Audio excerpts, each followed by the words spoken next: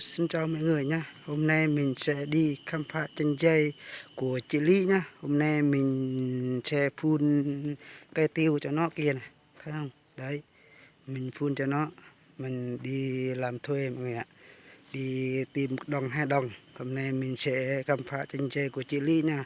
Nó mới trồng là 2-3 tháng nay rồi. Rất đẹp. Đây, mình quay cho mọi người xem.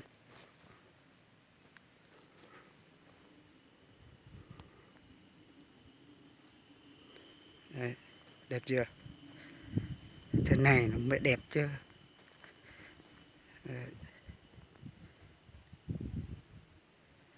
tít chỗ kia luôn.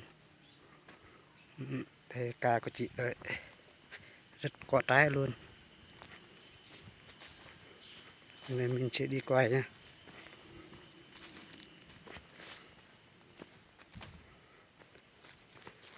Đây, siêu trái luôn mọi người ạ. Đây, được không?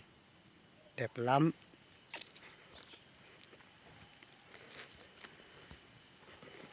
Đây, nó trồng, đây là cà ghép nha mọi người nha. Đây, nó mua cà ghép, thấy chưa? Đấy, cà ghép.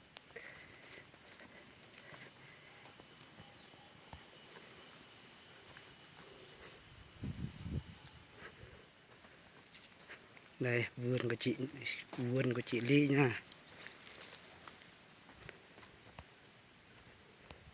Đây là ống tưới bằng bét. Thấy chưa? Được. Đẹp.